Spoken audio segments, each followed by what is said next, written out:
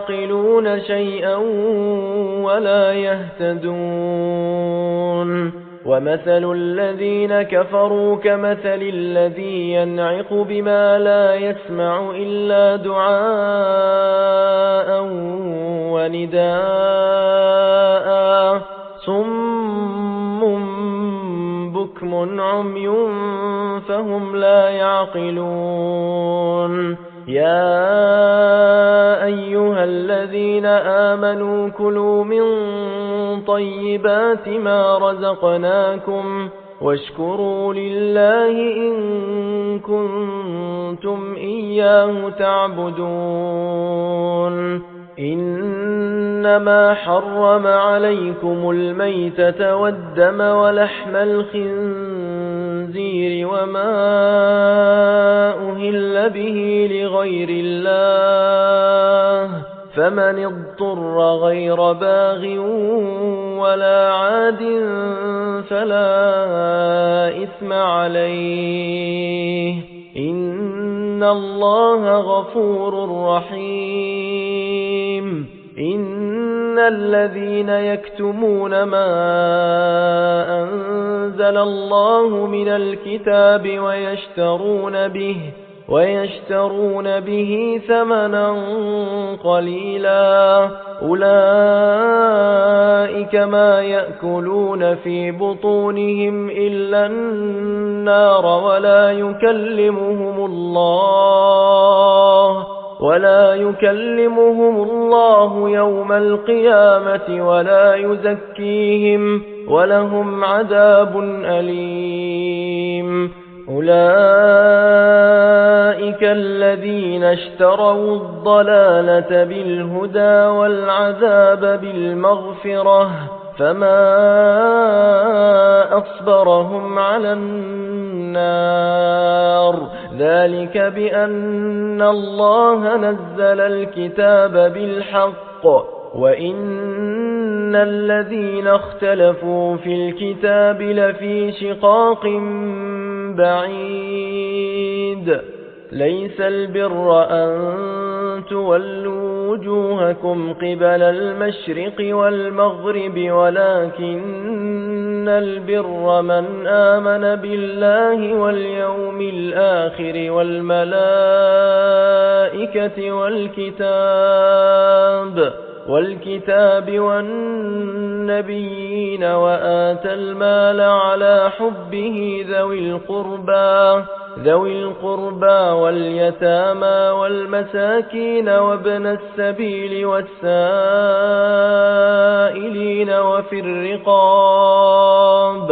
وفي الرقاب وأقام الصلاة وآتى الزكاة والموفون بعهدهم إذا عاهدوا والصابرين في البأساء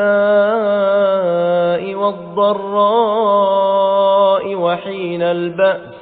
أولئك الذين صدقوا وأولئك هم المتقون يا أيها الذين آمنوا كتب عليكم القصاص في القتلى الحر بالحر والعبد بالعبد والأنثى بالأنثى فمن عفي له من أخيه شيء فاتباع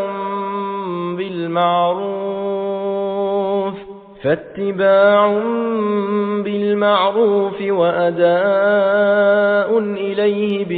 بإحسان ذلك تخفيف من ربكم ورحمة فمن اعتدى بعد ذلك فله عذاب أليم ولكم في القصاص حياة يا أولي الألباب لعلكم تتقون كتب عليكم إذا حضر أحدكم الموت إن ترك خيرا الوصية للوالدين والأقربين بالمعروف حقا على المتقين فمن بدله بعدما سمعه فإنما إثمه على الذين يبدلونه إن الله سميع عليم فمن خاف من موص جنفا أو إثما فأصلح بينهم فلا إثم عليه إن الله غفور رحيم يا أيها الذين آمنوا كتب عليكم الصيام كما كتب على الذين من قبلكم لعلكم تتقون أياما معدودات فمن كان منكم مريضا أو على سفر فعدة من أيام أخر وعلى الذين يطيقونه فدية طعام مسكين فمن تطوع خيرا فهو خير له وأن تصوموا خير لكم إن كنتم تعلمون شهر رمضان الذي أنزل فيه القرآن هدى للناس وبينات من الهدى والفرقان فمن شهد منكم الشهر فليصمه ومن كان مريضا أو على سفر فعدة من أيام أخر يريد الله بكم اليسر ولا يريد بكم العسر ولتكملوا العدة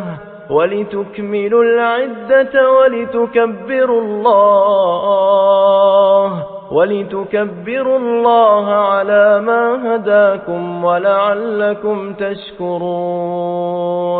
وإذا سألك عبادي عني فإني قريب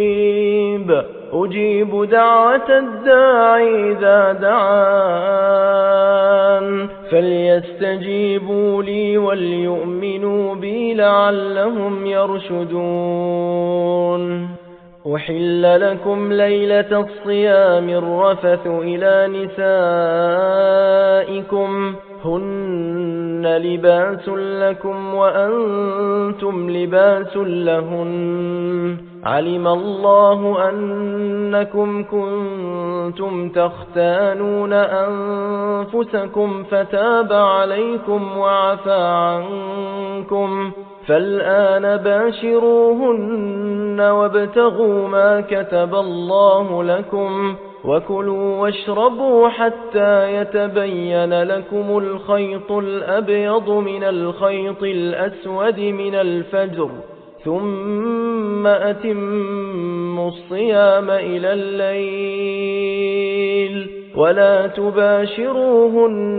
وأنتم عاكفون في المساجد تلك حدود الله فلا تقربوها كذلك يبين الله آياته للناس لعلهم يتقون ولا تأكلوا أموالكم بينكم بالباطل وتدلوا بها إلى الحكام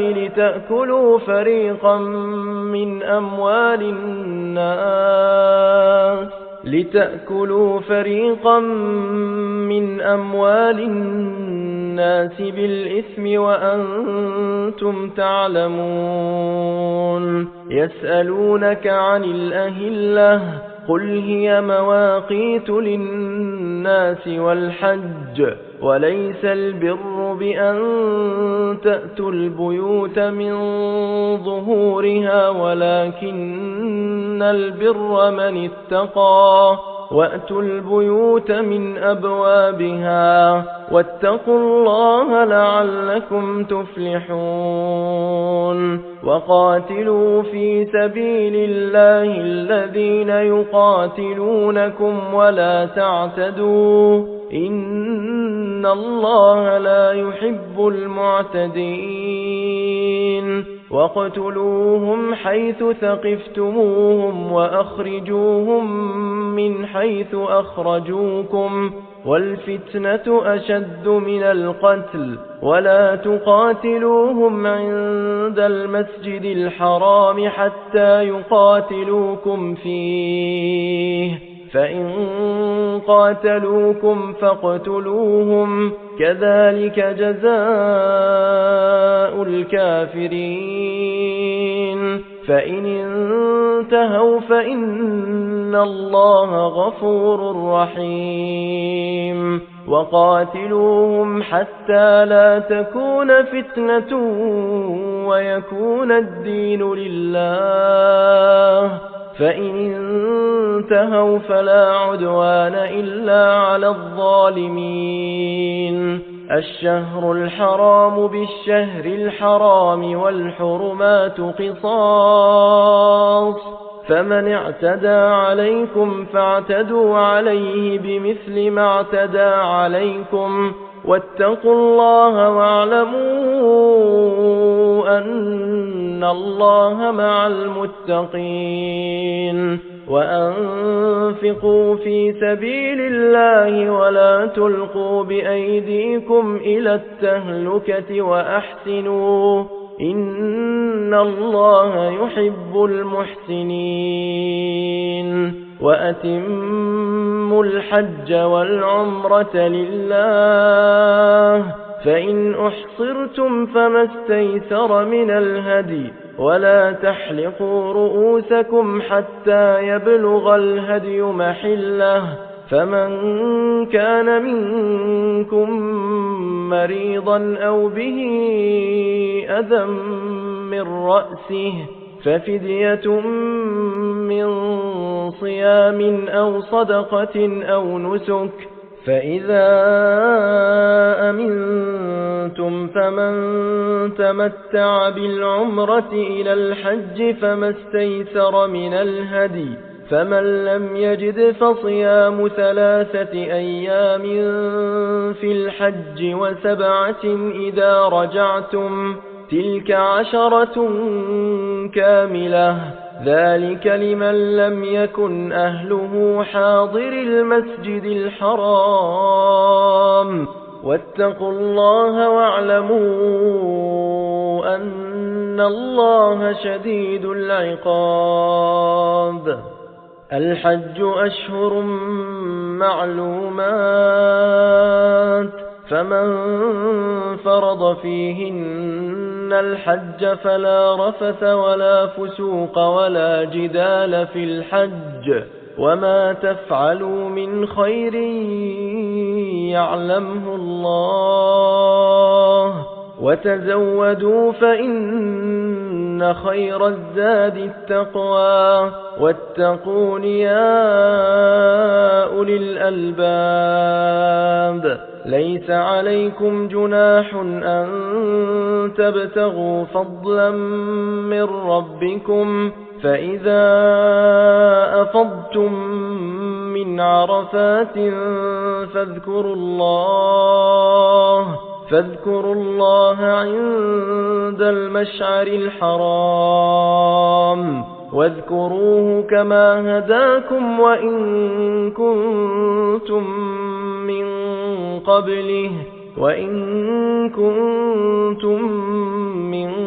قبله لمن الضالين ثم أفيضوا من حيث أفاض الناس واستغفروا الله إن الله غفور رحيم فإذا قضيتم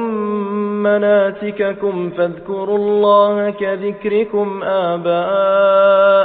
أو أشد ذكرا فمن الناس من يقول ربنا آتنا في الدنيا وما له في الآخرة من خلاق ومنهم من يقول ربنا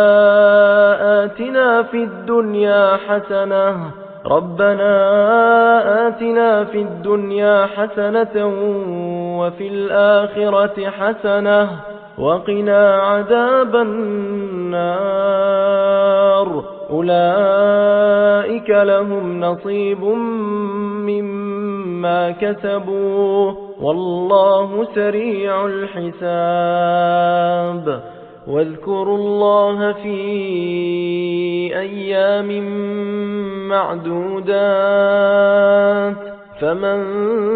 تعجل في يومين فلا إثم عليه ومن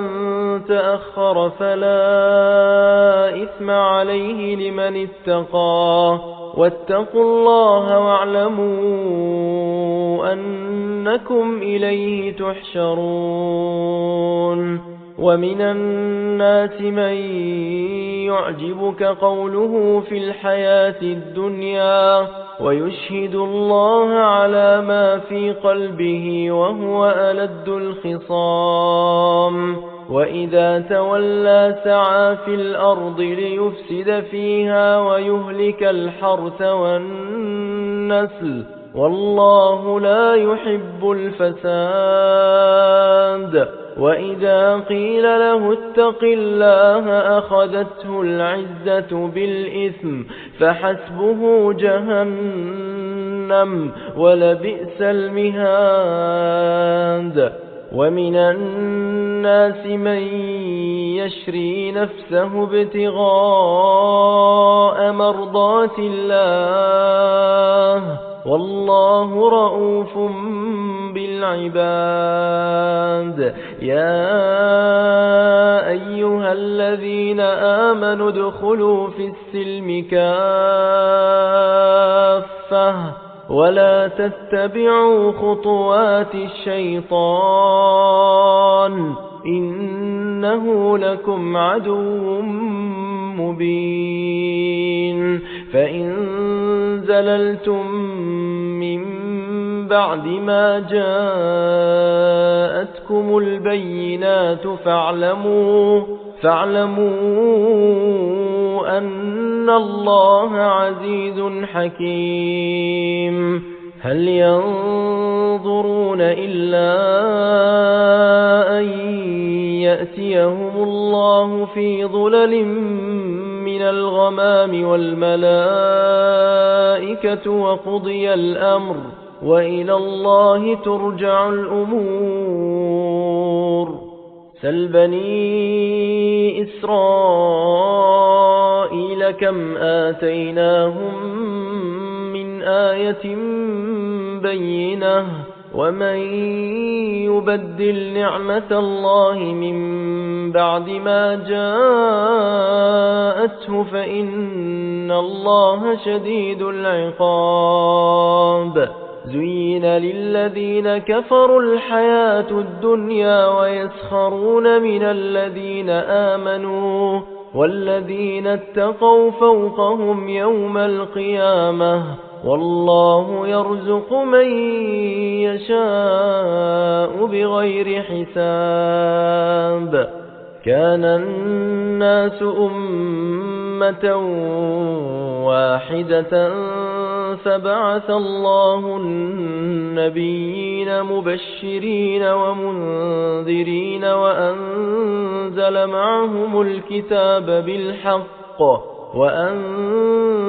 معهم الكتاب بالحق ليحكم بين الناس فيما اختلفوا فيه وما اختلف فيه إلا الذين أوتوه من بعد ما جاءتهم البينات بغيا بينهم فهدى الله الذين آمنوا لما اختلفوا فيه من الحق بإذنه والله يهدي من يشاء إلى صراط مستقيم أم حسبتم أن تدخلوا الجنة ولما يأتكم مثل الذين خلوا من قبلكم مستهم البأساء والضراء وزلزلوا حتى يقول الرسول والذين آمنوا معه متى نصر الله ألا إن نصر الله قريب يسألونك ماذا ينفقون قل ما أنفقتم من خير فللوالدين والأقربين واليتامى والمساكين وابن السبيل وما تفعلوا من خير فإن الله به عليم كتب عليكم القتال وهو كره لكم وعسى أن تكرهوا شيئا وهو خير لكم وعسى أن تحبوا شيئا وهو شر لكم والله يعلم وأنتم لا تعلمون يسألونك عن الشهر الحرام قتال فيه قل قتال فيه كبير وصد عن سبيل الله وكفر به والمسجد الحرام وإخراج أهله منه أكبر عند الله والفتنة أكبر من القتل ولا يزالون يقاتلونكم حتى يردوكم عن دينكم إن استطاعوا ومن يرتدد منكم عن دينه فيمت وهو كافر فأولئك حبطت أعمالهم في الدنيا والآخرة وأولئك أصحاب النار هم فيها خالدون إن الذين آمنوا والذين هاجروا وجاهدوا في سبيل الله أولئك يرجون رحمة الله والله غفور رحيم يسألونك عن الخمر والميسر قل فيهما إثم كبير ومنافع للناس وإثمهما أكبر من نفعهما ويسألونك ماذا ينفقون قل العفو كذلك يبين الله لكم الآيات لعلكم تتفكرون في الدنيا والآخرة ويسألونك عن اليتامى قل إصلاح لهم خير وإن تخالطوهم فإخوانكم والله يعلم المفسد من المصلح ولو شاء الله لأعنتكم إن الله عزيز حكيم ولا تنكحوا المشركات حتى يؤمن ولأمة مؤمنة خير من مشركة ولو أعجبتكم ولا تنكحوا المشركين حتى يؤمنوا ولعبد مؤمن خير من مشرك ولو أعجبكم أولئك يدعون إلى النار والله يدعو إلى الجنة والمغفرة بإذنه ويبين آياته للناس لعلهم يتذكرون ويسألونك عن المحيض قل هو أذى فاعتزلوا النساء في المحيض ولا تقربوهن حتى يطهرن فإذا تطهرن فأتوهن من حيث أمركم الله إن الله يحب التوابين ويحب المتطهرين نساؤكم حرث لكم فأتوا حرثكم أنى شئتم وقدموا لأنفسكم واتقوا الله واعلموا أنكم ملاقوه وبشر المؤمنين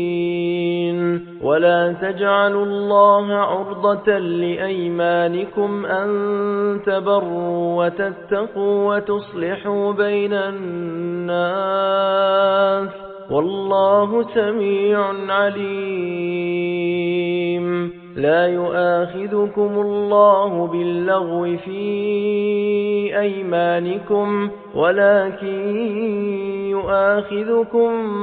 بما كسبت قلوبكم والله غفور حليم للذين يؤلون من نسائهم تربص 4 أشهر فإن فاءوا فإن الله غفور رحيم وإن عزموا الطلاق فإن الله سميع عليم والمطلقات يتربصن بأنفسهن 3 قروء ولا يحل لهن أن يكتمن ما خلق الله في أرحامهن إن كن يؤمن بالله واليوم الآخر وبعولتهن أحق بردهن في ذلك إن أرادوا إصلاحا ولهن مثل الذي عليهن بالمعروف وللرجال عليهن درجة والله عزيز حكيم الطلاق 2 فإمساك بمعروف أو تسريح بإحسان ولا يحل لكم أن تأخذوا مما آتيتموهن شيئا إلا أن يخافا ألا يقيما حدود الله فإن خفتم ألا يقيما حدود الله فلا جناح عليهما فيما افتدت به تلك حدود الله فلا تعتدوها ومن يتعد حدود الله فأولئك هم الظالمون فإن طلقها فلا تحل له من بعد حتى تنكح زوجا غيره فإن طلقها فلا جناح عليهما أن يتراجعا إن ظنا أن يقيما حدود الله وتلك حدود الله يبينها لقوم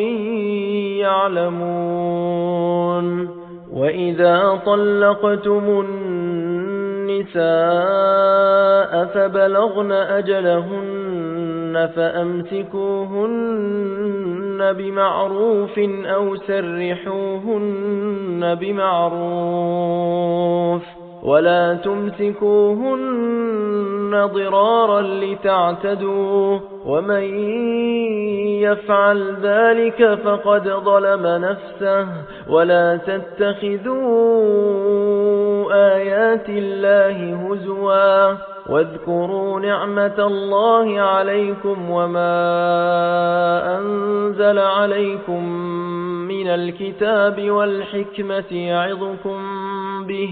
واتقوا الله واعلموا أن الله بكل شيء عليم. وإذا طلقتم النساء فبلغن أجلهن فلا تعضلوهن أن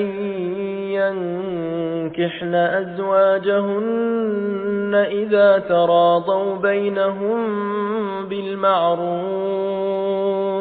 ذلك يوعظ به من كان منكم يؤمن بالله واليوم الآخر ذلكم أزكى لكم وأطهر والله يعلم وأنتم لا تعلمون.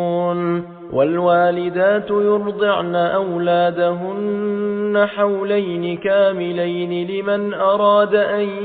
يتم الرضاعة وعلى المولود له رزقهن وكسوتهن بالمعروف لا تكلف نفس إلا وسعها لا تضار والدة بولدها ولا مولود له بولده وعلى الوارث مثل ذلك فإن أرادا فصالا عن تراض منهما وتشاور فلا جناح عليهما وإن أردتم أن تسترضعوا أولادكم فلا جناح عليكم إذا سلمتم ما آتيتم بالمعروف واتقوا الله واعلموا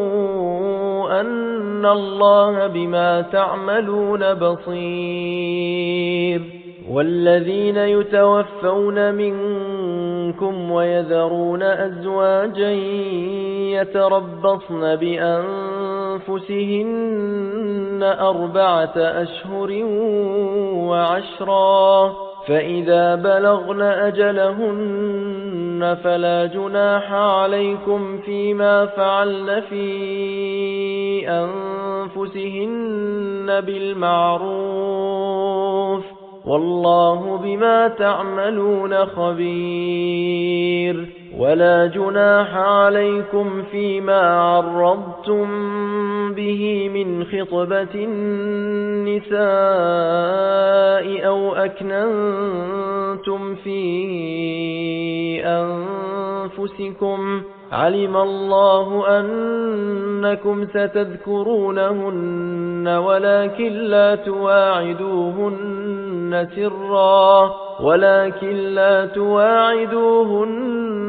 سرا إلا أن تقولوا قولا معروفا ولا تعزموا عقدة النكاح حتى يبلغ الكتاب أجله واعلموا أن الله يعلم ما في أنفسكم فاحذروه واعلموا أن الله غفور حليم. لا جناح عليكم إن طلقتم النساء ما لم تمسوهن أو تفرضوا لهن فريضة ومتعوهن على الموسع قدره وعلى المقتر قدره متاعا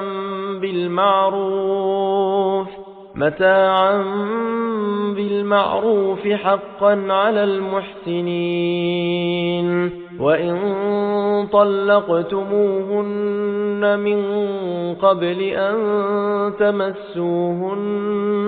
وقد فرضتم لهن فريضة فنصف ما فرضتم إلا أن يعفون أو يعفو الذي بيده عقدة النكاح وأن تعفوا أقرب للتقوى ولا تنسوا الفضل بينكم إن الله بما تعملون بصير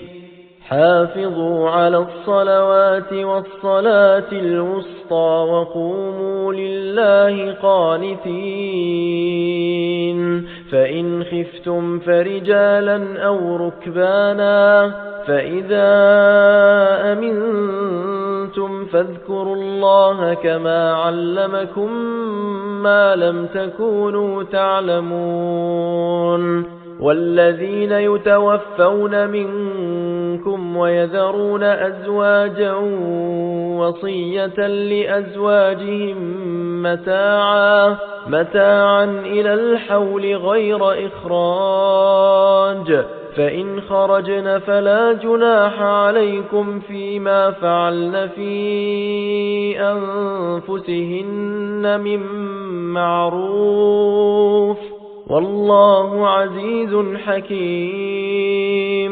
وللمطلقات متاع بالمعروف حقا على المتقين كذلك يبين الله لكم آياته لعلكم تعقلون ألم تر إلى الذين خرجوا من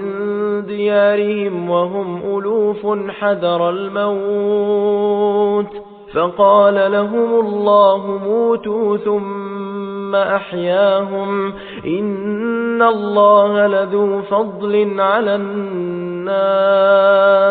ولكن أكثر الناس لا يشكرون وقاتلوا في سبيل الله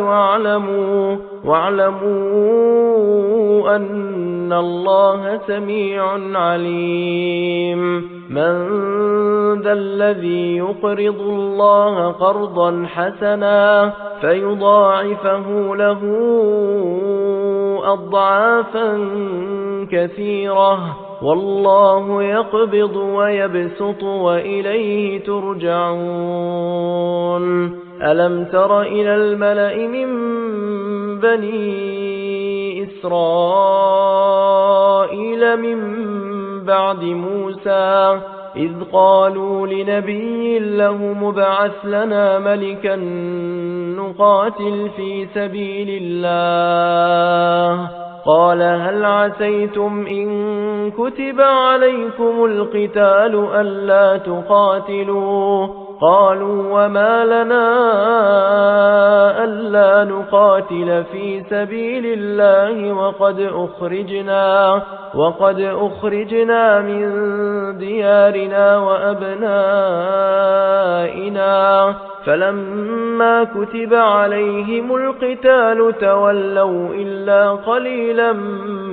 منهم والله عليم بالظالمين وقال لهم نبيهم إن الله قد بعث لكم طالوت ملكا قالوا أنى يكون له الملك علينا ونحن أحق بالملك منه ولم يؤت سعة من المال قال إن الله اصطفاه عليكم وزاده بسطة في العلم والجسم والله يؤتي ملكه من يشاء والله واسع عليم وقال لهم نبيهم إن آية ملكه أن يأتيكم التابوت فيه سكينة من ربكم وبقية مما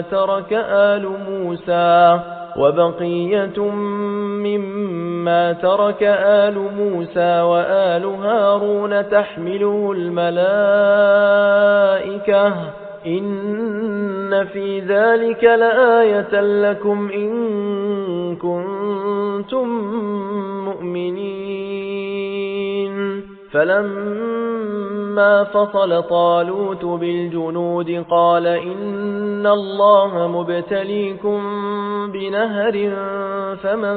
شرب منه فليس مني ومن لم يطعمه فإنه مني إلا من اغترف غرفة بيده فشربوا منه إلا قليلا منهم فلما جاوزه هو والذين آمنوا معه قالوا لا طاقة لنا اليوم بجالوت وجنوده قال الذين يظنون أنهم ملاقو الله كم من فئة قليلة غلبت فئة كثيرة بإذن الله والله مع الصابرين ولما برزوا لجالوت وجنوده قالوا ربنا أفرغ علينا صبرا وثبت أقدامنا وانصرنا على القوم الكافرين فهزموهم بإذن الله وقتل داود جالوت وآتاه الله الملك والحكمة وعلمه مما يشاء ولولا دفع الله الناس بعضهم ببعض لفسدت الأرض ولكن الله ذو فضل على العالمين تلك آيات الله نتلوها عليك بالحق وإنك لمن المرسلين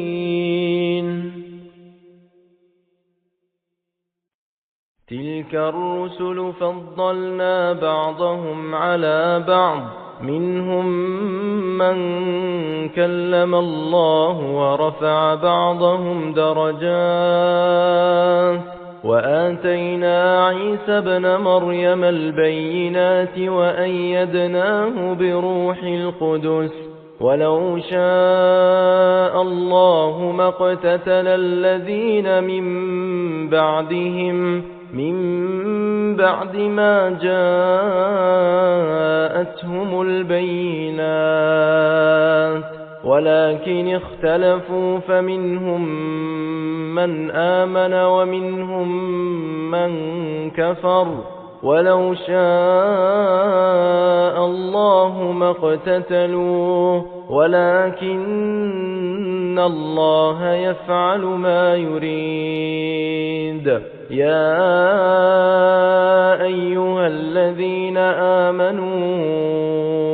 أنفقوا مما رزقناكم من قبل أن يأتي يوم لا بيع فيه ولا خلة ولا شفاعة والكافرون هم الظالمون الله لا إله إلا هو الحي القيوم لا تأخذه سنة ولا نوم له ما في السماوات وما في الأرض من ذا الذي يشفع عنده إلا بإذنه يعلم ما بين أيديهم وما خلفهم ولا يحيطون بشيء من علمه إلا بما شاء وسع كرسيه السماوات والأرض ولا يؤوده حفظهما وهو العلي العظيم لا إكراه في الدين قد تبين الرشد من الغي فمن يكفر بالطاغوت ويؤمن بالله فقد استمسك بالعروة الوثقى لا انفصام لها والله سميع عليم الله ولي الذين آمنوا يخرجهم من الظلمات إلى النور والذين كفروا أولياؤهم الطاغوت يخرجونهم من النور إلى الظلمات أولئك أصحاب النار هم فيها خالدون ألم تر إلى الذي حاج إبراهيم في ربه أن آتاه الله الملك إذ قال إبراهيم ربي الذي يحيي ويميت قال أنا أحيي وأميت قال إبراهيم فإن الله يأتي بالشمس من المشرق فأت بها من المغرب فبهت الذي كفر والله لا يهدي القوم الظالمين أو كالذي مر على قرية وهي خاوية على عروشها قال أنى يحيي هذه الله بعد موتها فأماته الله 100 عام ثم بعثه قال كم لبثت قال لبثت يوما أو بعض يوم قال بل لبثت 100 عام فانظر إلى طعامك وشرابك لم يتسنه وانظر إلى حمارك ولنجعلك آية للناس وانظر إلى العظام كيف ننشزها ثم نكسوها لحما فلما تبين له قال أعلم أن الله على كل شيء قدير وإذ قال إبراهيم رب أرني كيف تحيي الموتى قال أولم تؤمن قال بلى ولكن ليطمئن قلبي قال فخذ 4 من الطير فصرهن إليك ثم اجعل على كل جبل منهن جزءا ثم ادعهن يأتينك سعيا واعلم أن الله عزيز حكيم مثل الذين ينفقون أموالهم في سبيل الله كمثل حبة أنبتت 7 سنابل في كل سنبلة 100 حبة والله يضاعف لمن يشاء والله واسع عليم الذين ينفقون أموالهم في سبيل الله ثم لا يتبعون ما أنفقوا منا ولا أذى لهم أجرهم عند ربهم ولا خوف عليهم ولا هم يحزنون قول معروف ومغفرة خير من صدقة يتبعها أذى والله غني حليم يا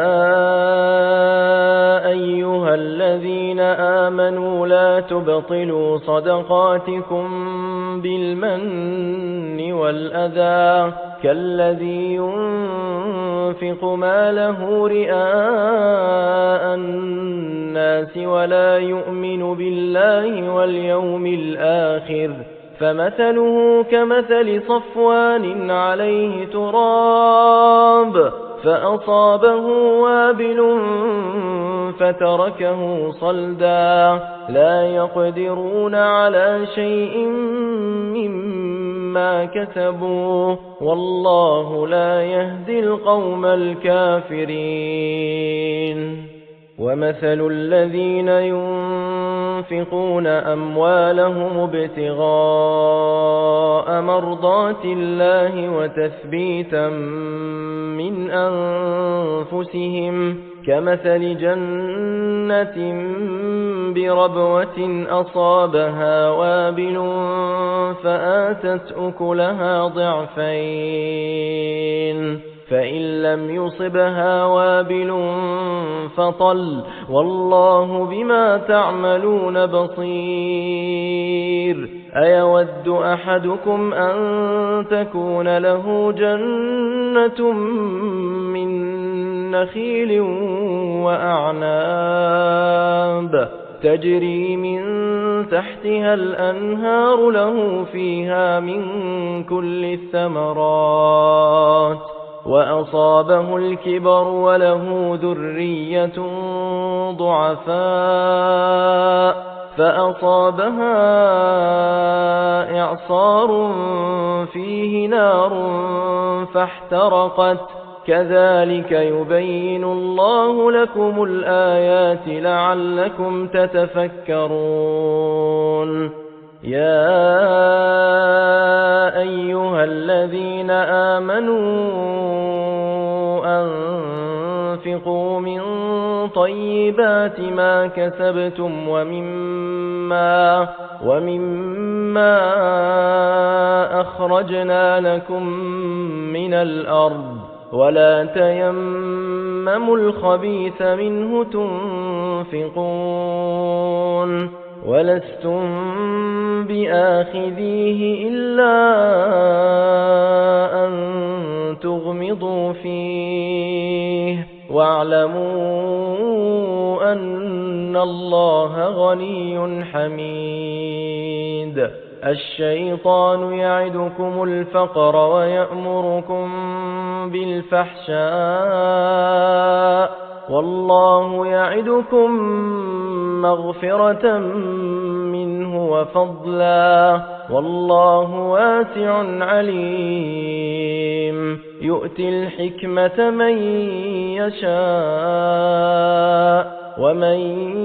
يؤت الحكمة فقد أوتي خيرا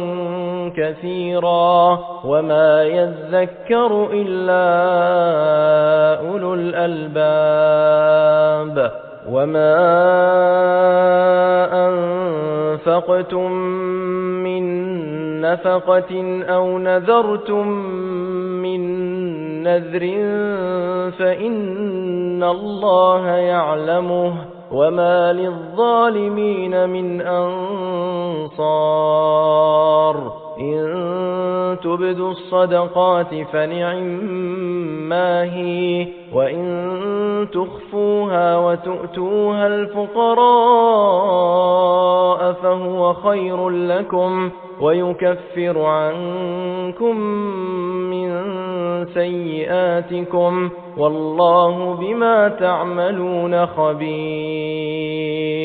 ليس عليك هداهم ولكن الله يهدي من يشاء وما تنفقوا من خير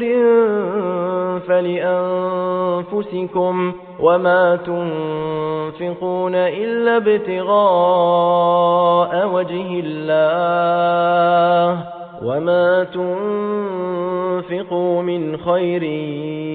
يوفى إليكم وأنتم لا تظلمون للفقراء الذين أحصروا في سبيل الله لا يستطيعون ضربا في الأرض يحسبهم الجاهل أغنياء من التعفف تعرفهم بسيماهم لا يسألون الناس إلحافا وما تنفقوا من خير فإن الله به عليم الذين ينفقون أموالهم بالليل والنهار سرا وعلانية فلهم أجرهم عند ربهم ولا خوف عليهم ولا هم يحزنون الذين يأكلون الربا لا يقومون إلا كما يقوم الذي يتخبطه الشيطان من المس ذلك بأنهم قالوا إنما البيع مثل الربا وأحل الله البيع وحرم الربا فمن جاءه موعظة من ربه فانتهى فله ما سلف وأمره إلى الله ومن عاد فأولئك أصحاب النار هم فيها خالدون يمحق الله الربا ويربي الصدقات والله لا يحب كل كفار أثيم إن الذين آمنوا وعملوا الصالحات وأقاموا الصلاة وآتوا الزكاة لهم أجرهم عند ربهم ولا خوف عليهم ولا هم يحزنون يا أيها الذين آمنوا اتقوا الله وذروا ما بقي من الربا إن كنتم مؤمنين فإن لم تفعلوا فأذنوا بحرب من الله ورسوله وإن تبتم فلكم رؤوس أموالكم لا تظلمون ولا تظلمون وإن كان ذو عسرة فنظرة إلى ميسرة وأن تصدقوا خير لكم إن كنتم تعلمون واتقوا يوما ترجعون فيه إلى الله ثم توفى كل نفس ما كسبت وهم لا يظلمون يا أيها الذين آمنوا إذا تداينتم بدين إلى أجل مسمى فاكتبوه وليكتب بينكم كاتب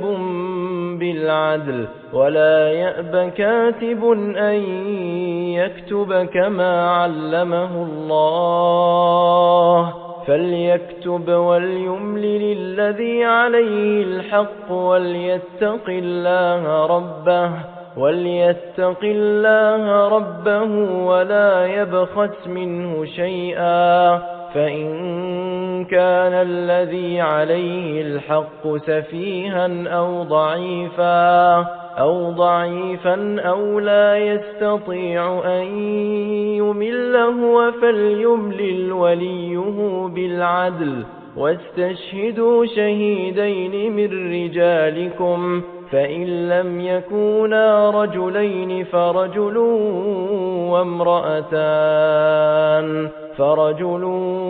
وامرأتان ممن ترضون من الشهداء أن تضل إحداهما فتذكر إحداهما الأخرى ولا يأبى الشهداء إذا ما دعوا ولا تسأموا أن تكتبوه صغيرا أو كبيرا إلى أجله ذلكم أقسط عند الله وأقوم للشهادة وأدنى ألا ترتابوا إلا أن تكون تجارة حاضرة